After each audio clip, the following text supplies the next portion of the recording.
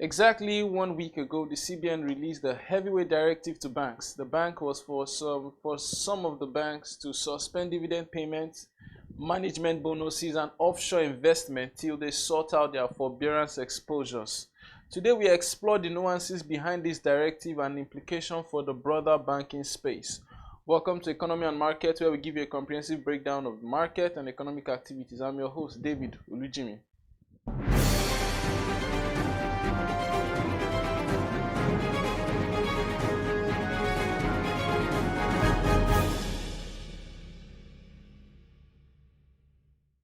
Today we spotlight the Regulatory Forbearance Directive by the CBN that was released last week Friday. So let's break it down simply. Regulatory forbearance is a policy tool that is used by central banks across the world that lets commercial banks operate, even if sometimes they fall below required capital thresholds. It's provisional, so just think of it as a breathing space that allows banks to restructure sometimes non-performing loans before they trigger formal distress.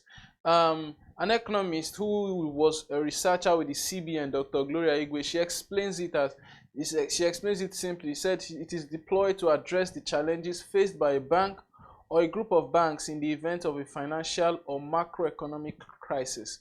In a circular dated June 13th, CBN instructed all lenders under regulatory forbearance to take immediate action, suspend dividend payment, defer executive bonuses, and halt investment in foreign subsidiaries or offshore ventures until they exit the forbearance regime fully and restore prudential buffers. A report by Renaissance Capital Africa titled Nigerian Banks Cash is King sheds more light on the scale of the issue. According to the report, it is estimated that 6 Nigerian banks collectively hold around $3.52 billion in forbearance loans. And according to Renaissance Capital, Zenith Bank was leading with 23% of its gross loan book under forbearance. That's around $1.6 billion. First Bank, which is under First Holdco, holds around 14% of its loan exposures under forbearance exposures. Access Bank around 4%, that's around $304 million. Then among the tier 2 banks, Fidelity Bank with around 10% exposure, FCMB 8% exposure, and UBA around 6% exposure were also affected. Meanwhile, GTCO and Stanbic IBTC are clean, zero forbearance exposures. The report also raises an important point, a growing gap between accounting profit and real cash inflow. For example, Zenith and Access showed strong income, but only a fraction converted to cash. That's why focus must now shift to cash profitability, not just headline earnings. Last year, we saw quite a number of our banks post 1 trillion naira in earnings profit. We've been seeing all-time highs profit earnings from our banks, accounting profit. And after the directive, investor response was swift. Banking stocks quickly plunged on the NGX with concerns over recapitalization and dividend bans. The report from Renaissance Capital Africa highlighted that the banking apps of some of these banking groups may not be able to pay dividends until 2028. And that is what we have come here to discuss. On the show this morning, we have Olumide Sole, who is the head of Financial Institutions Research at Renaissance Capital Africa. Good morning, Mr. Olumide. Good morning. Nice to having you here.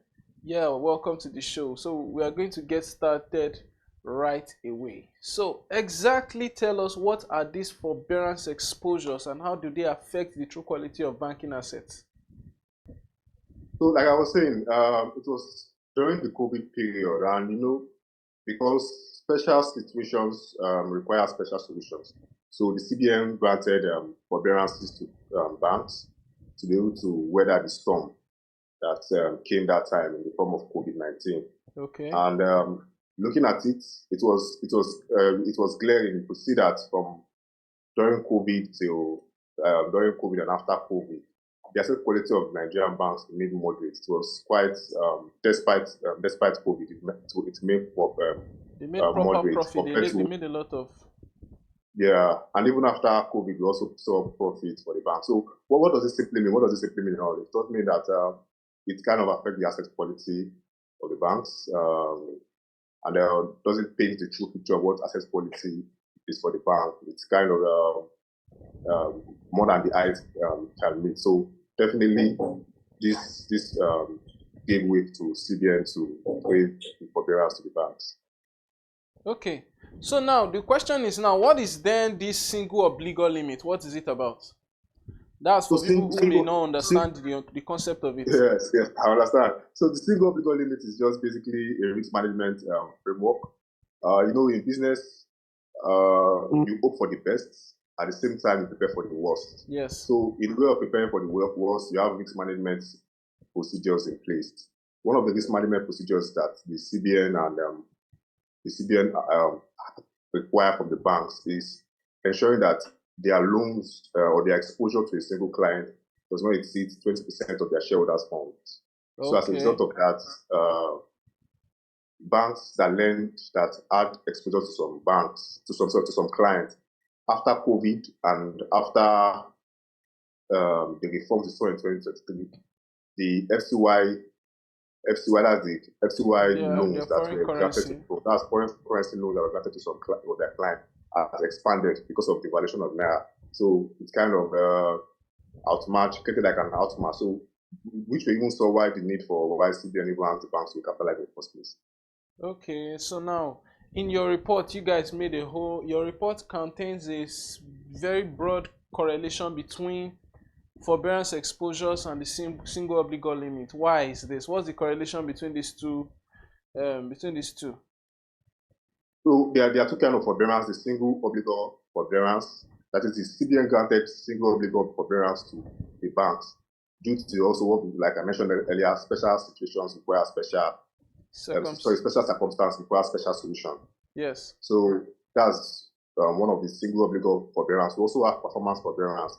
So the single obligor forbearance is that so they are both forbearance. They are both special solution. That is the single obligor forbearance and also the performance forbearance. They are both special solutions which the CBN applied. Okay. And another thing I wanted you to just talk about really was the thing around stage 2 loans, because when I looked at it, upon close observation of the report, I discovered that your forbearance exposure was majorly centered around stage 2 loans. How is it that, or just help me, how is it that GTE has, is it that GT has 0 stage 2 loans, or what does that mean basically? So GT does not have 0 stage 2 loans. So the forbearance sits in stage 2 loans. Okay. Exactly. So stage 2 loans are like, so we have different stages of loans. Yes. Good loans, underperforming loan, and non-performing loan. So stage 2 is like the underperforming loan. So before a loan become or an exposure become non-performing, it would have migrated from stage 1 to stage 2 and stage 3. So it's the migration that so the second migration, which is stage 2, which is like underperforming. It has some criteria to meet that made them stage 2. So most of the forbearance exposure sits in stage 2 loans. That's why it's there. Okay. Most of the forbearance sits in stage 2 loans for the banks. Okay. So what sectors are basically most responsible for lots of these forbearance loans, and why are these forbearance loans such a big risk? It's majorly the oil and gas sector, and like I mentioned, it's still the same. Special circumstance requires special solutions. Okay. During the COVID, oil price, you know what happened to oil price? Yes, oil price was on the low side. So the oil and gas clients, the oil and gas exposure, that's the asset were not performing. So as a result of that, so the banks had to also get forbearance from the CBN to be able to weather that storm or pass through that process. As at that time, for that time, yeah. Okay. One question now is around your report noted why we need to shift to cash profits, cash flows. It now makes it look like cash flow will now be a more important indicator. Why is cash flow now to be considered a more important indicator than accounting profit? Especially when we are trying to access the health of a bank. For some of these banks that died, when you look at banks like Heritage Bank, at least they still had some kind of cash flow. When you look at Unity Bank that is going through some deep waters, Their cash flow is still at least, yeah, kind of. But why is cash flow now to be considered a more important indicator than the profit in the profit and loss statement? So basically, well, first and foremost, for investors, we know that dividend is of important Yes, important metric in determining the valuation of the bank. yes, So what am I trying to say in essence? I think for 2023, accounting profit for the banks have grown significantly. yes. If you check in the past 10 years, and when I say accounting profit, I'm not talking about in dollar terms, not even in naira terms. In the past 10 years, for the banks, their accounting profit, the profit they declare at the end of like full year 2024, full year 2023, has grown significantly compared to the past 10 years. But the question remains that the valuation of the banks has remained the same or even declined for some of them, for some names.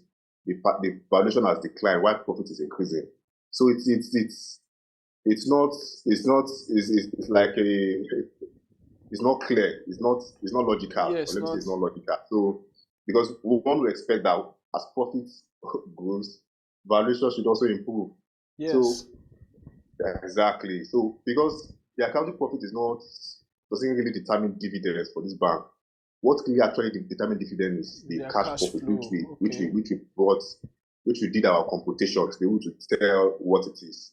So that cash profit determines, because it's cash dividend at the end of the day that the banks pay. So it's cash profit that we think would determine the dividend.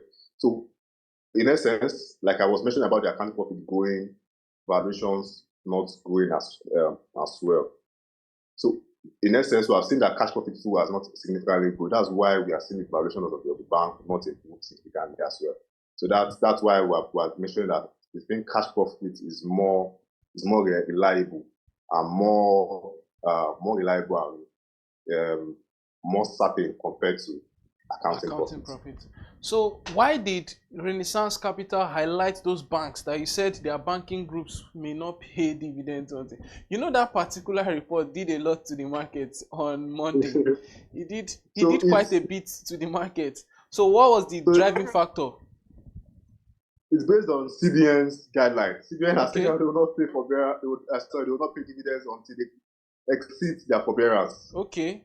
You understand? So it's just based on that guideline. It's not like we're just, so it's just logical. If CBN, the regulatory authority, states that you can't pay dividend until you exceed your forbearances. Yes. Or you totally make provisions and exceed your forbearances, definitely that means you won't be able to pay dividend. That means you're banking out. So because we also note that the non-banking arms, they are not banks alone anymore. Yes. They are migrated. They now have other subsidiaries that are not into banking.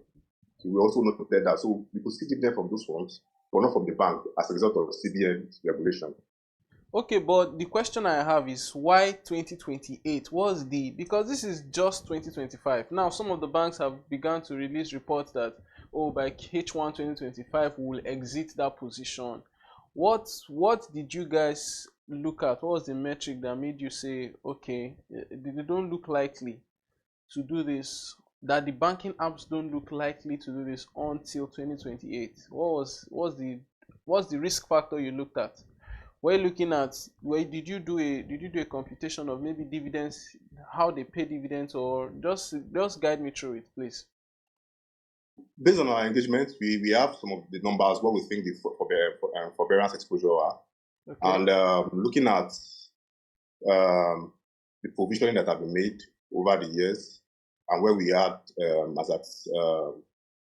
at when the report was written, we know that for some of the banks, their profit will not be enough to be able to write off or to provide fully for the forbearances.